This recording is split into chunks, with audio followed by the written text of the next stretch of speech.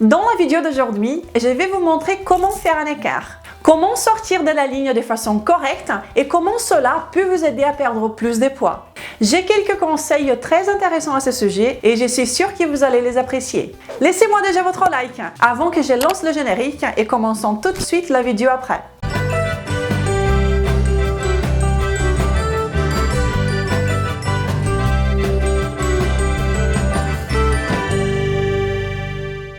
Comment ça va aujourd'hui, personne saine? Je suis Renata Barcelos, la fondatrice de MaigreDéfinitivement.fr et la responsable de la méthode Maigre Définitivement en France depuis 2016. Mais plus important que cela est que je suis ici toutes les semaines, sans faute, depuis 2017 et encore pendant très longtemps, pour partager avec vous de façon claire et directe les vérités sur la perte de poids, la santé et un style de vie sain. Et le tout, comme vous le savez, basé dans la meilleure science nutritionnelle disponible aujourd'hui dans le monde. Et en allant droit au but. Dans cette vidéo, je vais partager avec vous 5 conseils de comment lâcher prise, de comment faire un écart, sortir de la ligne, ou peu importe comment vous voulez l'appeler. Eh bien, je vais vous montrer comment cela peut vous aider à perdre plus de poids. Ok, mais cela doit être fait de façon correcte, ok? Donc, vous devez être tout d'abord confortable avec l'idée de faire un écart. Et cela est bien le premier conseil. Faites un écart. Vous êtes un être humain et non pas un robot. Comprenez bien. Peu importe à quel point vous êtes motivé, peu importe à quel point vous êtes fort, peu importe à quel point vos os sont métalliques, vous n'êtes pas un robot. Et voilà le problème numéro 1 de n'importe quelle diète. Les gens veulent tout faire à 100%. Et mes amis, nous, les êtres humains, nous ne fonctionnons pas ainsi. Nous ne pouvons pas être tout ou rien.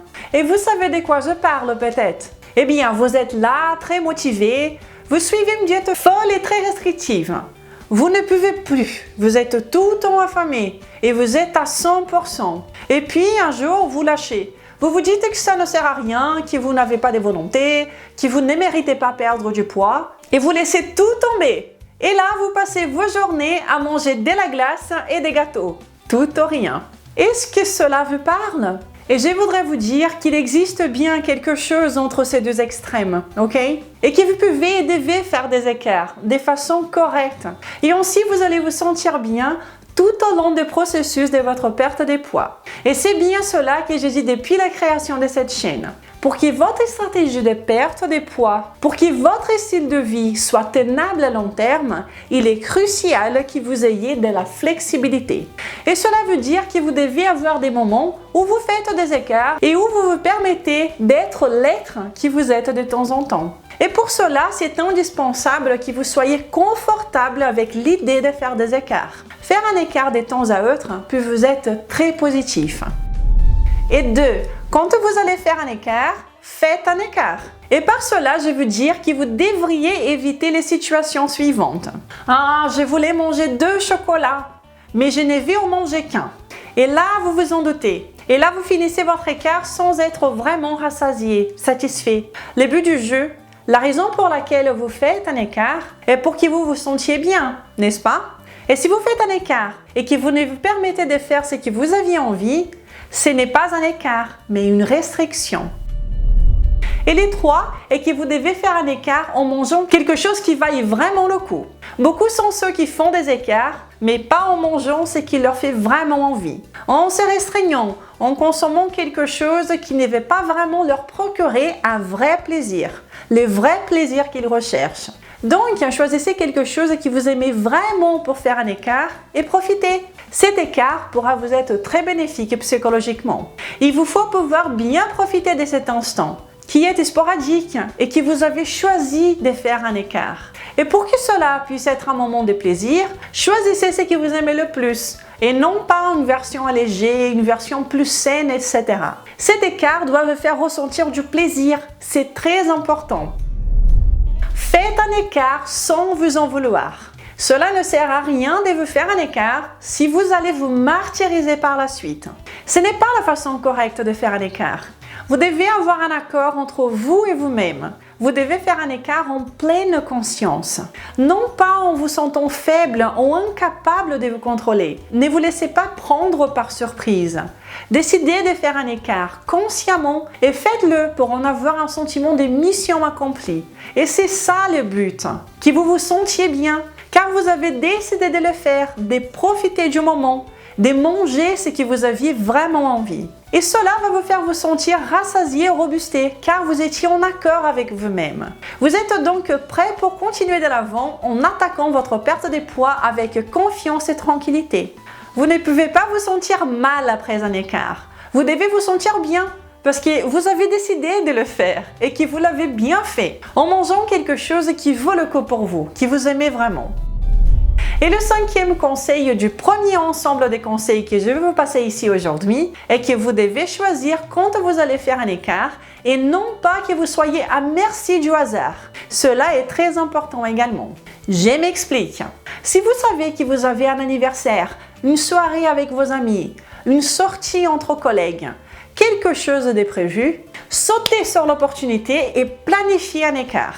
Ne restez pas à la merci du hasard, du genre je vais essayer de continuer ma diète, mais s'il y a un imprévu, ce n'est pas grave, j'ai fait un écart. Je vous conseillerais de faire très attention à ce genre de stratégie, car cela va certainement déclencher une certaine frustration. Vous n'aviez pas prévu, vous vous sentez succomber à la tentation et vous vous en voulez par la suite. Donc, essayez d'avoir le contrôle de la situation et de bien planifier vos écarts. Et cela pour que vous puissiez en profiter tout en restant tranquille, car vous l'aviez décidé au préalable. En faisant ça, en choisissant le moment et quelque chose qui vaut vraiment le coup pour vous, vous allez profiter du moment, tout en aidant votre processus de perte de poids. Personnellement, j'ai fait mon écart le week-end, qui est quand nous allons au restaurant. J'y vais et j'en profite. C'est quelque chose d'intentionnel. J'ai choisi de le faire. C'est sporadique, je vais en profiter différemment. Et le fait de choisir cette partie psychologique est très importante. Donc, choisissez le bon moment et soyez en paix avec vous-même. Et que va-t-il se passer quand vous faites un écart? Je vais vous le dire. Mais juste avant, je voulais vous inviter à vous abonner à cette chaîne maintenant si vous ne l'êtes pas encore. Et à bien cliquer sur la petite cloche pour que vous soyez prévenus à chaque fois qu'une nouvelle vidéo est disponible ici. Je suis ici toutes les semaines pour partager avec vous les meilleures informations pour que vous deveniez une meilleure version de vous-même. Et vous pouvez également me suivre sur Instagram. Et la première des 3 choses qui se passent quand vous faites un écart de la façon correcte est que vous allez vous sentir bien, psychologiquement parlant. La règle d'or est de ne pas se sentir dans une prison. Si vous suivez votre alimentation saine et forte pendant toute la semaine et que vous choisissez de faire un écart le samedi par exemple, en mangeant ce dont vous avez vraiment envie, eh bien, cela vous fera un bien fou. Vous allez briser le paradigme qui pour changer, il faut s'offrir. Vous allez vous permettre de vous faire plaisir car vous êtes en train de vous construire un style de vie qui est flexible. 2. Vous pouvez remarquer un changement sur la balance, mais cela ne signifie pas que vous avez plus de graisse. Car ce qui se passe, c'est ça. Eh bien, je fais un écart et la première chose que je vais faire le lendemain est que je vais me peser. Et là, panique! Personne saine, ne vous inquiétez pas. C'est tout à fait normal que les poids fluctuent quand vous faites un écart, en mangeant quelque chose que vous ne consommez pas dans votre quotidien. Cela est normal. Si vous mangez un repas très glucidique, cela vous fait accumuler de l'eau. Je vous explique. Quand le corps transforme le glucose en glycogène, ce glucose vient avec des molécules d'eau et cela vous laisse tout simplement plus lourd. Et c'est également pour cette raison que vous pouvez vous sentir un peu ballonné après un écart. Mais le changement sur la balance ne veut pas dire que vous avez pris de la graisse, ok? La prise de graisse suite à un écart est vraiment infime. Encore plus après seulement un écart, un repas. D'ailleurs, le corps ne serait jamais aussi performant pour y stocker aussi rapidement de l'énergie sous forme de graisse, ok? Donc, ne vous inquiétez pas. Relaxez-vous. 2 jours après votre écart, vous allez laisser partir tout cet excès de liquide. Ne paniquez pas, ok? C'est important que vous sachiez à quoi vous attendre. Et c'est exactement pour cela que je suis en train de vous le dire. Vous devez savoir que votre poids va probablement changer suite à un écart. Et donc, il n'y a tout simplement pas de sens de se peser le lendemain, ok? Cela va vous être contre-productif et très inexact comme résultat. Donc, espacez bien vos pesées. Je vous conseille le vendredi matin par exemple, après 5 jours entiers d'alimentation saine, pour que vous puissiez avoir un résultat le plus proche possible de la réalité.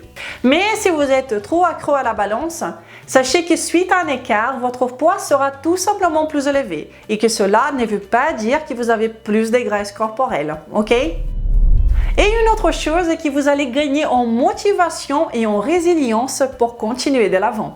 Voici la clé. Vous allez pouvoir garder votre alimentation en tant que style de vie parce que vous avez de la flexibilité.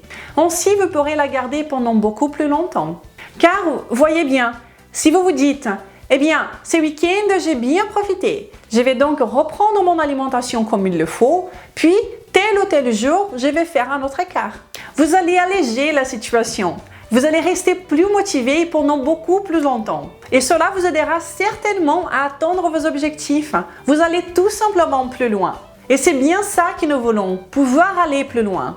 Vous pouvez aller loin si vous êtes ferme et que vous faites tout à 100%. Mais nous sommes des êtres humains. Vous allez pouvoir aller beaucoup plus loin de ce que vous croyez possible si vous ajoutez de la flexibilité dans votre style de vie. Et c'est exactement cela que j'essaie de vous aider ici aujourd'hui. Ok, mais qu'est-ce qu'il ne faut pas faire lors d'un écart? Eh bien, c'est simple et logique. Ne vous intoxiquez pas au point de vous sentir mal. Rappelez-vous que le but du jeu est que vous vous sentiez bien, ok? Bien, non pas mal. Ne consommez pas ce qui ne vaut pas la peine. Ne tombez pas dans le piège de penser que vous avez choisi de faire un écart et donc que vous allez faire un écart coûte qui coûte et que vous allez consommer beaucoup plus de ce que vous consommeriez dans votre quotidien par exemple. Ce n'est pas non plus la fin du monde où vous devez tout manger, démanger comme un ogre, en mangeant trop et en finissant par vous sentir mal, ok? Et cela arrive, des personnes qui ont de la diarrhée, des maux de ventre, des maux de tête. Et je n'ai pas besoin de vous dire que cela n'est pas bien, n'est-ce pas? Les écarts sont supposés nous faire nous sentir bien et non pas mal. Vous pouvez vous sentir un peu ballonné après un écart, cela est normal. Mais si vous vous sentez mal physiquement, c'est signe que vous avez exagéré dans la dose.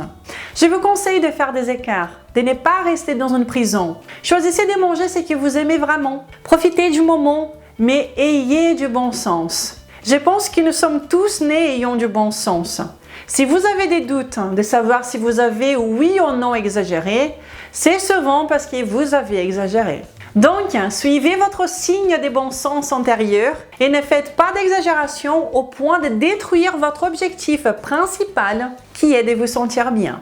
L'idée principale est donc de pouvoir nous construire un style de vie sain qui soit tenable à long terme, qui puisse vous faire avoir la meilleure forme physique que vous n'avez jamais eue, en ayant une santé en fer, de l'énergie du lever au coucher, tout en vous permettant d'avoir de la flexibilité. Pour que vous puissiez le continuer parce que vous vous sentez super, hyper, méga bien et non pas emprisonné. Et le tout sans souffrir. Vous allez le suivre simplement parce que vous vous sentez si bien, si en forme, etc.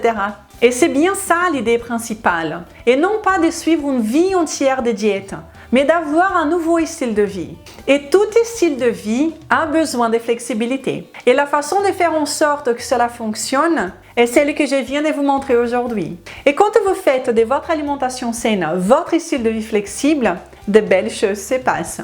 Aujourd'hui, qui nous donne son beau témoignage est Val. De 99 kg, je suis quand même redescendue à 82 kg avec mais j'ai resté bloquée à ces poids qui ne bougeaient plus. Et surtout, j'avais faim. Donc, je savais que je n'allais plus tenir longtemps avant de repartir à la hausse. En novembre 2019, j'ai rencontré le jeûne intermittent. C'est par ces groupes que j'ai découvert l'alimentation cétogène, puis MD, maigrir définitivement. Je suis donc cette alimentation depuis janvier 2020. Et ce matin, ma balance m'a très gentiment annoncé 67,7 kg. Je vise 60 kg. Mais même si je reste comme je suis actuellement, ça me va, car je me sens super bien et ce que je vois dans le miroir me convient. Ce qui est vraiment différent par rapport aux autres régimes. Déjà, ce n'est pas un régime, mais un nouveau mode de vie. Je ne souffre plus de la faim, malgré que je jeûne le matin. Je n'ai plus d'envie de sucre, mais je me fais quand même des petites gourmandises de temps en temps si ça me prend. Je ne me prends pas la tête à peser des aliments, ni à compter les macros, ni même à me peser régulièrement. Si je sais que j'ai un peu abusé, je laisse passer un peu le temps avant de me repaiser pour ne pas plomber mon moral. Je dors comme un bébé, alors que je souffrais d'importantes insomnies.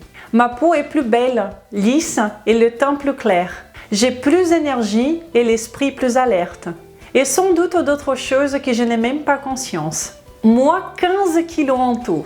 Eh bien, j'ai eu le bonheur de lire ces messages un vendredi matin, en commençant ma journée de travail. Val, tu n'imagines même pas à quel point je suis heureuse pour toi. Vraiment, un grand bravo à toi pour tout ce que tu as pu changer dans ta vie. Et je te remercie énormément d'avoir partagé ces beaux témoignages avec nous.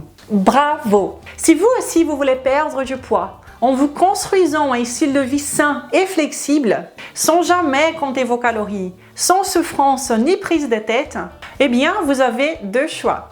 1.